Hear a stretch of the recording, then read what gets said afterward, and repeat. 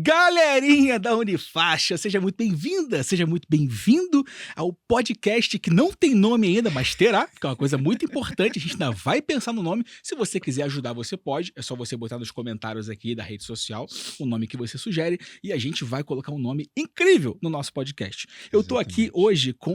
eu tô com ele que adora pão de queijo, ele que é torcedor do Flamengo, ele que tem uma gatinha marrenta, frajola, chamada Amora, ele que é educador de comunicação há mais de 7 anos, ele que é formado aqui na casa, tá? Formado em pós-graduação na nossa turma, né, querido? Né? Formado em pós-graduação aqui na Unifaixa e por acaso ele tem um podcast na Globo. Essa roupa tá boa pra falar com você? Tá legal. É uma boa roupa. Não tem roupa pra falar com ele, com o Nélio Xavier. Quem é ele? Quem é esse ele que você tá falando? Nélio Xavier, meu amigo.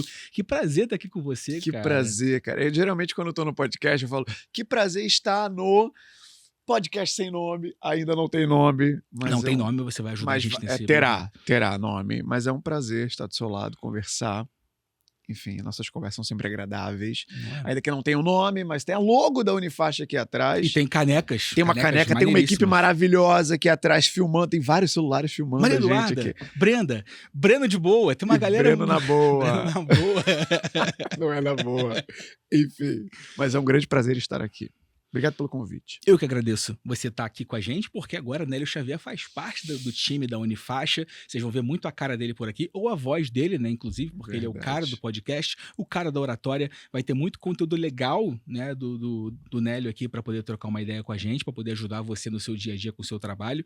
Inclusive, minha primeira pergunta pro Nélio é sobre como é que ele pode ter essa voz, esse tino para poder falar com essa voz bonita. Você tem um aquecimento, você tem preparação vocal, porque a galera que trabalha com podcast tem que preparar a voz, né? Mas como é que funciona isso? Tu faz isso todo dia, tu acorda de manhã e fala, tá aí, vou aquecer. E lá. Como é que funciona isso? De vendedor de colchão da Ortobon, ou então de açougue Champatim Lagarto no mercado. Eu adoro o Toeg, freguês, aqui o Tobate, a R$7,99. Não vai funcionar assim, de cara, essa palhaçada. Vamos Me lá. conta, cara. Foco na voz, vamos lá. Foco na voz. Isso, exercício vocal. Vale destacar aqui, para quem estiver acompanhando, eu não sou fonoaudiólogo, né, nem o Gabriel, mas dentro das nossas áreas, dentro do que eu trabalho, e quando você também fala o cara da oratória, o cara do podcast, né, dá uma coisa de autoridade. Não sou o cara, como diz o Roberto Carlos, mas trabalho com isso há algum tempo. E aí, só dar um destaque o que é voz, né, dentro de comunicação. Comunicação não verbal, ou seja, aquilo que não está diretamente relacionado ao verbo, à palavra. O que se encaixa nisso? Corpo e voz.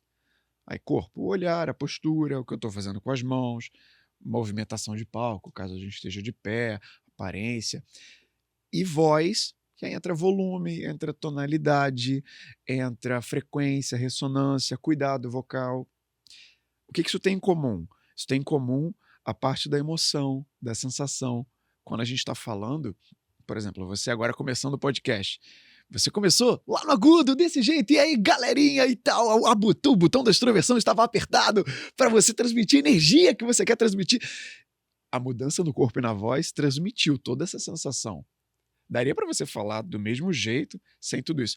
Olá, galerinha, tudo bem? Seja bem-vindo ao podcast. Seria o mesmo conteúdo verbal, mas com uma sensação completamente diferente. E para conseguir fazer isso, eu encaixo essa capacidade na parte de mudança vocal, né? Entonação, um terceiro pilar. Só que tem 2 pilares anteriores, que seria cuidado e preparo. O pilar cuidado é você cuidar para ter voz, para você não ficar rouco, para não gastar errado sua voz. E o pilar do preparo, que é o pilar do meio, aí entra aquecimento, desaquecimento, cuidado vocal. E você me perguntou, tem aquecimentos que você faz? Vale destacar, tem certos aquecimentos e exercícios que quem não é fonoaudiólogo não pode passar e não pode recomendar. Por quê? Porque tem o risco da pessoa que está consumindo esse conteúdo, ela não saber que tem um problema, uma patologia na prega vocal e ela começar a fazer o exercício e isso piorar. Então, fica o destaque aqui para, caso você entenda que tem uma rouquidão constante na voz, ou tem algum problema, ou a tua voz te incomoda, busque um fonoaudiólogo, porque é o profissional que cuida da voz. Agora, tem certos exercícios que não influem, que não encaixam produção sonora que dá para fazer. Por exemplo, língua solta. É um que eu faço todo dia de manhã. Eu tenho a minha série. Vale destacar, eu tenho acompanhamento fonoaudiológico, eu tenho preparador vocal, então eu faço exercício sonoro porque eu já tive um diagnóstico da minha voz. Língua solta não é... Como é que é? É estilo vira-lata caramelo. Não, esse é a boca fechada, tá legal? Com a ponta da língua, por 30 segundos, você vai tocar com a ponta da língua em vários cantos da boca. Faz comigo. Tipo pra poder Isso. soltar a musculatura da Soltar a boca. musculatura da língua e alongar aqui o mecanismo fonoarticulatório. 30 segundos. Terminou? Essas palavras, tipo, fonoarticulatório, você treina em casa antes de falar? Fonoarticulatório? Não, é porque eu já falo há algum tempo. Paralelepípedo você treina pra falar? Tá aí, é um outro aquecimento que não é diretamente relacionado à voz, mas à articulação e vai ajudar de maneira indireta. A gente vai chegar lá. Outro com a língua, vou passar 3, tá? Sequência da língua. Estalo, que é bem fácil de fazer. Você pode fazer 10 estalos. Estalar no céu da boca. Fez esse com a língua? Legal. Alongamento de pescoço pode ajudar também. Você colocar para um lado, para o outro. Você faz 10 vezes essa repetição. O que a gente fez aqui antes, inspirar pelo nariz e soltar em S, te ajuda a controlar melhor o fôlego, a ter mais ar para você falar por mais tempo, caso seja necessário. Como é que funciona esse? Inspira pelo nariz e solta o ar como se estivesse soltando uma bexiga que você encheu.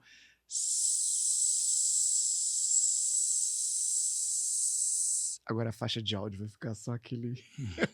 Uma maravilha pra editar isso também. Uma maravilha para editar. Pois é. E aí tem outros que você estava fazendo aqui também, que é o vibratório B com R. Só que, de novo, quem não conhece a voz não precisa fazer com som, dá para fazer sem som. Você inspira e você vai soltar o ar fazendo como se fosse o fonema do B com R, deixando os lábios se baterem.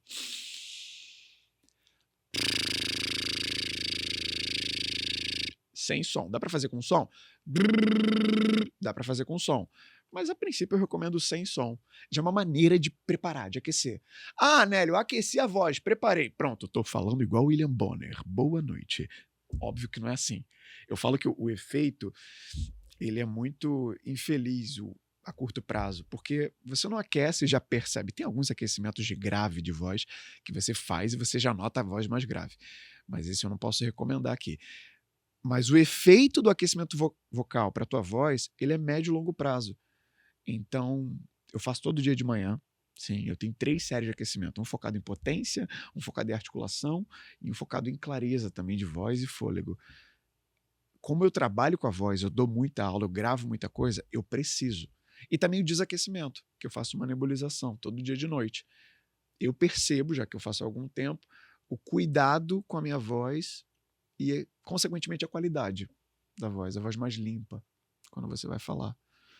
Uma pessoa que não trabalha com podcast, tá? Alguém que Sim. não precisa trabalhar com a voz, alguém que, né, não vai usar isso como um ofício, talvez, né, como um hobby, de repente. Essa pessoa também é recomendável que ela fique, né, aquecendo a voz, que ela tenha esse cuidado com a voz dela? Então, como eu dei o alerta do fono antes, se a pessoa não é um profissional da voz, ela não precisa fazer isso todo dia. Até para alguns mentorados eu recomendo que faça antes de alguma apresentação importante, sabe? Ó, vou entrar numa reunião, ou vou ter uma gravação, uma coisa esporádica. Legal, faz ali 20 minutos antes, pode ajudar.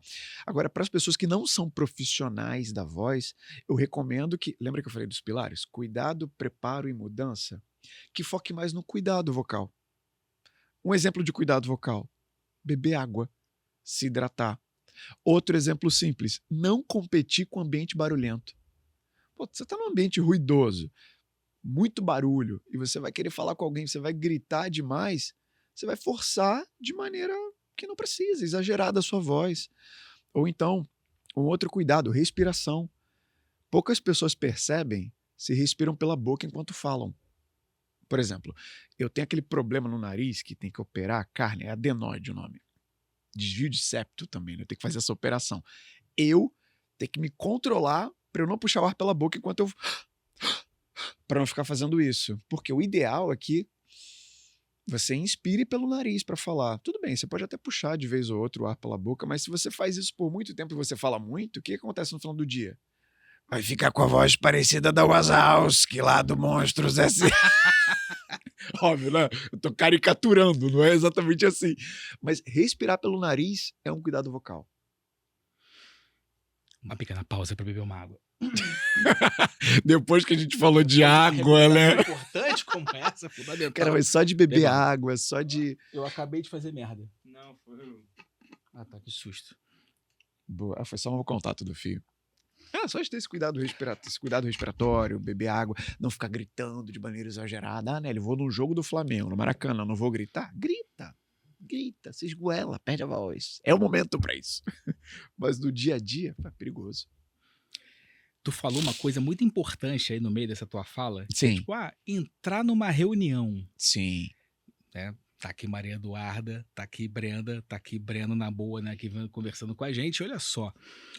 Vocês passam por essa sensação de, às vezes, ter que entrar numa reunião ou falar com alguém e ficar um pouco nervoso? Né? Pensar assim, putz, será que eu vou gaguejar? Será que na hora eu vou conseguir falar exatamente o que eu preciso? Será que eu vou conseguir transmitir confiança no que eu tô falando? Será que esse cuidado com a voz e talvez com a tua postura corporal ajudem nesse processo para você chegar mais tranquilo para fazer uma apresentação, uma arguição, alguma coisa do tipo? Sim, ajuda muito. Legal que você jogou pra ele, né? Balançar a cabecinha. Assim. Cara. Deixa eu aproveitar cabeças nossa plateia. alucinadas. Eles estão assim, ó.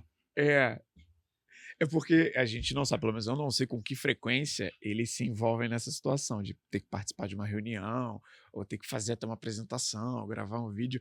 Mas se eu perguntasse numa escala de 0 a 10, de ansiedade, nervosismo, sendo 0, super tranquilo, vou lá, vou dar o show, e 10, meu Deus do céu, eu já fico nervoso só de pensar. Só de estar aqui com eles me perguntando isso, eu já estou um pouco nervoso. Qual seria a nota de vocês, 0 a 10? Uns 3. Boa nota. Uns 3. 3 também. 7. Dá uma ansiedade um pouco maior. Beleza. Como reduzir essa nota? Até apesar que o 3 é uma boa nota, né? Numa escala de 0 a 10. É que o Breno e a Brenda são desenrolados também, né? Você vê que eles são comunicativos e tal. Isso pode favorecer também na hora de chegar numa situação como essa, né? Só esse comentário daria um podcast inteiro. A gente vai gravar de novo, tá? Quando o nosso podcast tiver um nome, tiver uma estrutura maneira, aí eu vou convidar Arnélio Xavier de novo e a gente vai conversar sobre o desenrolo. Boa! Mas é porque as pessoas tendem a... É natural que quando a gente olhe para alguém, a gente faça uma leitura da pessoa, essa divisão de extroversão e introversão venha. Fulano é mais extrovertido, acaba se comunicando mais, e é natural que a gente atribua várias características a essa leitura, né? A essa identificação. A minha maior referência de comunicação é a de uma pessoa introvertida, que não é comunicativa por natureza, que é o Obama. O Obama é um cara que se comunica bem, não vou falar em todas, né? Mas imensa maioria das situações em que ele vem a público, que a gente vê ele num palco, num vídeo, em qualquer situação, você fala, cara, esse cara tá aplicando pelo menos umas 70 técnicas ao mesmo tempo. Ele é muito consciente. Ele é introvertido. Então, ele faz isso de maneira consciente, foi intencional. Voltando agora para a sua pergunta. Mas só uma curiosidade sobre o ex-presidente Barack Obama, isso é uma coisa interessante, talvez você não saiba, mas Sim. Barack Obama tem uma equipe que fica filmando a plateia. Enquanto ele fala, tem uma equipe filmando a plateia para que essa equipe possa diagnosticar as reações faciais da plateia enquanto ele está falando. Qualquer palavra que ele use, que a plateia faça uma cara estranha, ele remove do discurso. Sim. Qualquer palavra que ele percebe que a plateia está com um semblante tranquilo, ele repete mais vezes. Então o discurso do Barack Obama costuma ser muito mais assertivo porque ele presta atenção até nas palavras que ele vai usar. Se isso não é uma técnica, meu irmão, eu não sei o que é. Eu não sabia desse detalhe, mas tem tudo a ver com a preocupação dele em comunicar bem. Porque o que é comunicar? Quando eu falo isso, eu me sinto Cortella. Do grego, tornar comum, portanto, dessa forma, é tornar comum. Então, essa preocupação evidencia o quanto ele quer fazer comum aquilo que ele está dizendo para aquela plateia. E o cara fala pelo mundo inteiro, né? Então, acaba sendo uma preocupação muito válida. Voltando para cá, para a pergunta. o ponto da ansiedade, o que o corpo influi no nervosismo antes de entrar numa reunião, para baixar essa nota do 0 a 10 que a gente jogou para eles aqui. Primeiro você tem que entender quais são os sinais de insegurança ou de nervosismo que você comunica. Por exemplo, eu vou listar alguns sinais aqui, tá legal? E aí você pode acusar levantando a mão se você já sentiu algum desses sinais, tudo bem? Primeiro, sinais corporais de nervosismo e de ansiedade. Boca seca, sudorese, palpitação, tremores nas mãos, voz trêmula, rigidez muscular, que é se apertar ou ficar batendo a perna, assim, o tempo inteiro, dor de barriga, nossa, Não Gabriel, consigo mais levantar a minha mão. desmaios. Desmaio não, pô. Ah, tá. Então, eu acho que eu nunca desmaiei na minha vida. Se eu tivesse que Eu também desmaiar acho que falando não. em público... Você desmaiou já, Maria Eduarda, falando em público? Já. Caraca, olha cara, aí. tá vendo que loucura? E se você não fizer nada para diminuir essa ansiedade, esse nervosismo para falar, vem os sinais cognitivos, que é quando... O que provoca esses sinais? Adrenalina. Mas a vilã não é a adrenalina. A vilã, na verdade, é a coisa da tua cabeça. É o medo. O medo de falar, que na verdade é o medo de falhar. E não de falar em público. Você tem medo do errar na frente das pessoas. Quais são os sinais cognitivos? O branco. O famoso branco. Você não esquece. Esquece de tudo. Não lembra de nada que você tinha para falar. É sinal de nervosismo. Fala acelerada. Tem pessoas que ficam muito nervosas e elas começam a falar rápido. Por quê? Porque ela quer acabar logo com aquela situação. Quando ela fala rápido, aumenta a chance dela tropeçar na palavra para esse narrador de coisa de cavalo. Gol! E a pessoa não entende nada. Quanto mais rápido você fala, maior a chance das pessoas que estão ouvindo perderem uma informação. Fala acelerada, o branco, desvio de olhar. A pessoa, quando está muito nervosa, ela dificilmente consegue olhar no olho. Ela fica desviando o olhar. Ela olha para baixo, ela olha para cima, para um lado, para o outro. Ela perde. Hesitação em demasia. O que é hesitação? Tipo, juntando tudo. Aí a postura em curva, o nariz e queixo fica para baixo. Tudo isso comunica. Se você nem nota que você está transmitindo todos esses sinais, como é que você vai corrigir o que você não sabe que está errado? Então, primeiro, a filmagem que você falou do Obama agora, é bem provável, claro, o Obama tem muitos anos de treinamento que ele já tenha se visto falando em público várias vezes. Agora, apontar isso para a plateia, perceber as reações da plateia, claro, muitas vezes corporais, né? A plateia não vai falar a maior parte das vezes. É uma informação valiosíssima para saber o que as pessoas estão sentindo ali no que ela está falando. E aí, voltando para cá, para o foco em você, olha para o que você está sentindo. O que você está comunicando? Que loucura, né, cara? É só você ter autoconhecimento, olha que coisa incrível, né? Tem gente, Gabriel, que nunca se viu num vídeo, cara. Hoje, é muito mais comum. Nossa, eu me sinto tão velho quando eu penso nessa frase. A nova geração, a geração Z Alpha, eu não vou falar isso não. Não vamos falar de pessoas mais novas que nós, por enquanto. Vamos deixar essa meta em aberto. Não, mas, por exemplo, hoje até em processo seletivo é muito mais comum pedir vídeo do que era antigamente. É muito mais comum até as pessoas que não são creators, né, criadores de conteúdo, já terem gravado um vídeo ou já terem se visto no telefone, mas ainda assim é pouco comum. E, pelo contrário, é muito comum as pessoas não gostarem de se ver. As pessoas não gostarem de se ouvir.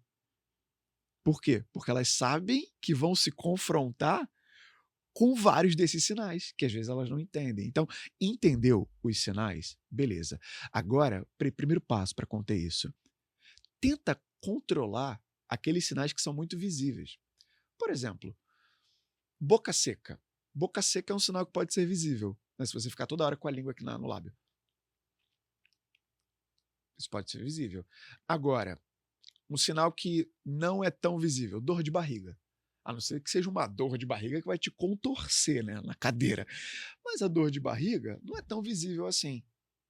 Então, rigidez muscular. Se as tuas mãos estão à mostra e você está o tempo inteiro aqui se apertando, ou apertando uma caneta, isso fica visível. Se você tira as mãos da mostra, não fica visível. Tremor. As pessoas que tremem as mãos enquanto falam sabem que vão ficar nervosas. Caramba! Então, segura em algum lugar, põe a mão. Sabe, já são pequenas atitudes que você toma para não passar insegurança, porque ninguém quer passar insegurança quando fala. Imagina, eu aqui, convidado do podcast, ainda sem nome da faixa, eu tô aqui.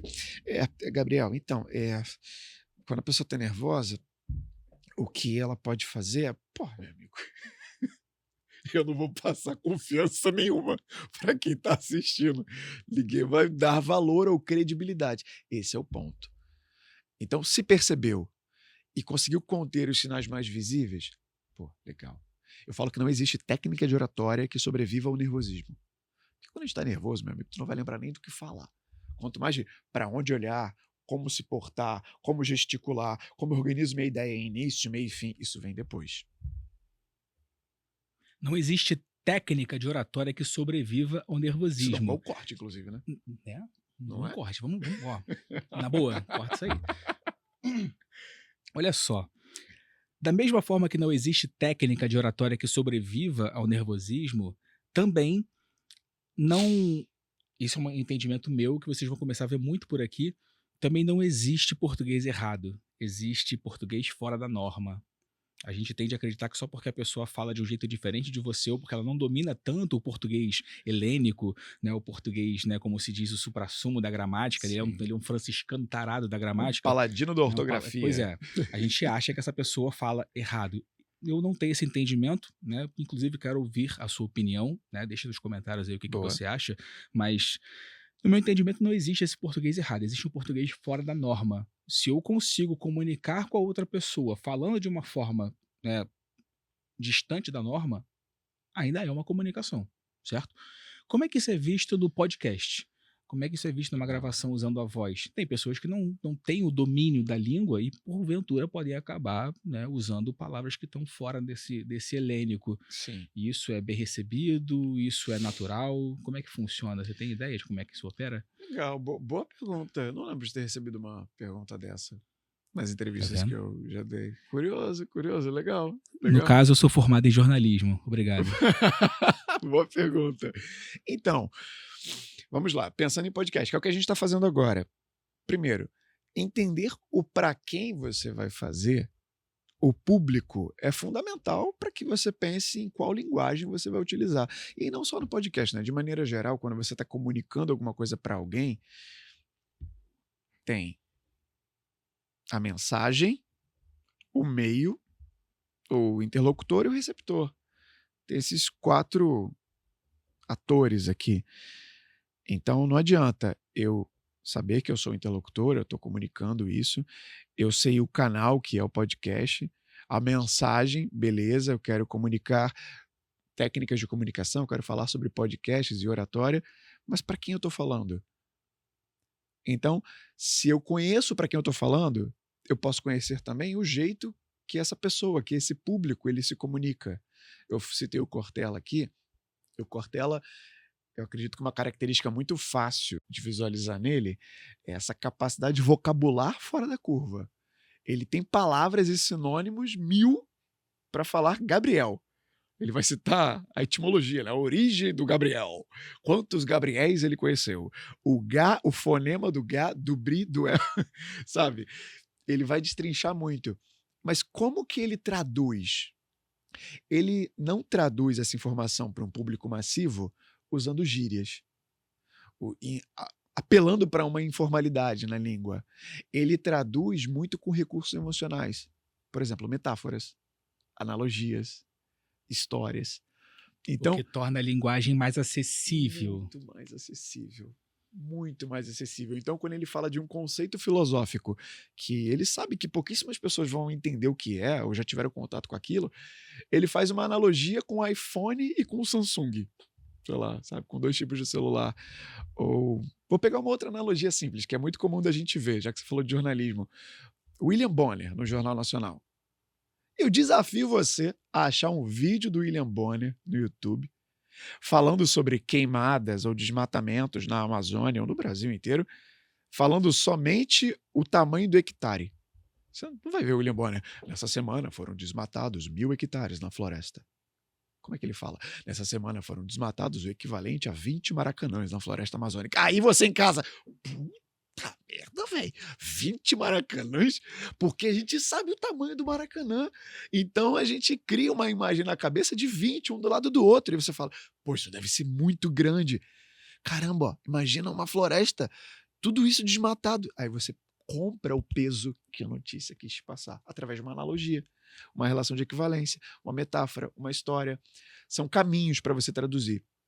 E aí, para fechar a resposta, hoje o maior podcast do país em termos de audiência é o Podpah, do Igão e do Mítico, que são os caras que compram e são, né, foram, não sei se são hoje, enfim, essa fala suburbana, sabe, esse jeito assim, eu vou falar o jeito moleque, o jeito maroto, de falar, de Não brincar. fala não que isso denuncia a sua idade, né, Hélio Xavier? Denuncia demais, a verdade, demais, a referência da pessoa. Mas, enfim, com palavrão ou com... Tá me fugindo a palavra agora. Ao invés de falar fala pra. Ao invés de falar sempre nós, fala gente, sabe? Ou usar outras gírias. E funciona. E dá certo. Por quê? Porque o público que eles querem alcançar, o público para quem eles comunicam, também fala desse jeito. E até quando eles recebem convidados que não tem nada a ver com aquele ambiente ou com aquele público, eles não mudam o jeito deles de falar. Óbvio, né, que eles mudam. Aí é legal de analisar o que a gente acabou de responder aqui. Eles têm uma preocupação maior, às vezes, com a postura, com não propor intimidade demais. Você vê, por exemplo, vai um Diogo Defante, eu acredito que é referência comum para todo mundo que vai acompanhar, o humorista lá, o Nonsense. Gosto muito do Defante. Se você vê a participação do Defante, que virou até parceiro deles no Podpah, eu ia falar podcast, no Podpah, sabe, é uma proposição de intimidade, uma proximidade, poxa, igual a gente aqui. A gente poderia estar levando essa nossa conversa de um jeito muito diferente, como a gente teve semana passada. Sim, deveria, não. A gente poderia, porque a gente tem intimidade para isso. Mas para o formato que a gente está aqui, para o público que a gente quer comunicar, para a proposta que a gente comprou, talvez não caiba tanta intimidade. Mas a gente consegue acessar se a gente quiser. Assim como a gente consegue acessar, se a gente tiver, por exemplo, uma reunião com o board da faixa, e a gente tiver que fazer uma apresentação dos resultados do setor. Ali, para o meu público, eu sei que pode ter até um outro que eu tenho intimidade para falar de um jeito menos rebuscado. Mas, no todo, eu preciso ter um controle um pouco maior da minha formalidade. Então, depende muito do público e do ambiente. Para a gente fechar aqui, então, vamos de takeaway, né? Vamos dos principais insights obtidos no nosso podcast sem nome de hoje. Vamos de takeaway, O legal. negócio do takeaway é importante para que você consiga pegar a visão. Ok, um podcast longo. Tem quanto tempo aí nesse negócio já, mais ou menos? Olha aí, 28 se deixar, minutos. a gente vai embora. Se deixar, a gente vai embora. Até porque nem propus a você ainda ouvir a palavra da Inodê. Mas você ouvirá aí em momento. Esse é o tipo de piada interna que a gente faria, mas que num podcast não funciona. Não. Mas quais são os takeaways, então, da nossa conversa, né, Hélio Xavier? E você me corrija se eu estiver errado. Tá legal. Mas o primeiro deles, você cuidar bem da sua voz. Você não precisa ser, né, o tarado da oratória, mas é bom que você cuide minimamente da sua voz para que você possa ter um cuidado com ela, para que você não fique rouco sem necessidade, para que você não perca a sua voz no momento que você mais precisa dela. Outro takeaway importante, quando você se sentir nervoso, quando você estiver no pique nota 7 de Maria Eduarda, que você consiga dar uma respirada fundo e entender como é que o seu corpo funciona. Legal. E aí é uma questão de autoconhecimento, para que você possa entender os sinais que o seu corpo te dá para você saber o que você pode fazer para controlar essas animosidades, né? Esse sentimento que você fica às vezes de nervosismo e de ansiedade. Legal. E o último takeaway, não existe português errado, existe português fora da norma. E não é porque o português não é helênico ou instrumental que você não pode comunicar. Mais importante do que o português correto, o português acessível. É como você consegue tornar a sua comunicação a melhor possível para que qualquer público possa te entender. Gosto do exemplo do Podpah, gosto do exemplo do Cortella, porque são pessoas que chegaram até um patamar de relevância social, mas não se distanciam da maneira como se comunicam para poder continuar sempre com uma audiência, né, de múltiplas camadas. Faltou alguma coisa? Adorei. E olha, gostei que você resumiu em 3 takeaways, porque 3 é o número de informações que o cérebro humano guarda a curto prazo. Quem disse isso foi o Carmine Gallo, um grande autor de oratória. E ele fala que é mais fácil que a gente entregue as coisas de 3 em 3, porque é mais fácil de lembrar. Ao invés de você fazer uma lista com 10, com 17, 25 takeaways da conversa com ele. Pô, 25. É muita coisa, né? Seria quase um por Um minuto. por minuto. Até dá pra fazer um corte por minuto, mas 3 é uma dica legal. Então, só pra dar uma fechada ali no Com isso, a takeaway. gente encerra, então, nossos 3 takeaways, depois Exato. de uma conversa envolvendo 3 pessoas assistindo, 3 Exato. câmeras gravando. Do dia 3 de janeiro. Não, Dia- hoje não é dia 3 de janeiro. Não, acabou. Mas são exatamente agora 11h43. 53. Não, é porque aí a gente entra numa seara complicada, porque eu tenho TDAH e o meu telefone precisa estar sempre 10 minutos adiantado para que eu não chegue atrasado aos meus compromissos. Isso é uma habilidade conquistada, uma skin que eu ganhei Informação né? de bastidores. para poder tornar esse trabalho possível. Caramba, tá adiantando o telefone do celular, Eu cara. adianto o meu relógio do micro-ondas, eu adianto o relógio do meu O computador. relógio do micro-ondas. Todos os meus relógios são 10 minutos para frente. Meu Deus, Então, o Gabriel. que acontece? Eu chego atrasado em qualquer compromisso, mas eu chego na hora, entendeu?